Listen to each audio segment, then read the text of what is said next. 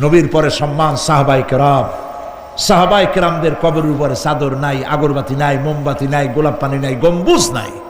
মাজার একটা হইছে, সেটারে গম্বুজ বানাইতে হবে। কেন গম্বুজ বানাবে? দরকারটা কি? তওবা করুন, জিন্দেগিতে আর কোনোদিন মাজারে কোনো সাহায্য করবেন না, এক পয়সাও না। টাকা পয়সা দিবেন, টাকা পয়সা দিবেন, এতিমকে দিবেন, ভিক্ষুককে দিবেন, বিধবাকে দিবেন।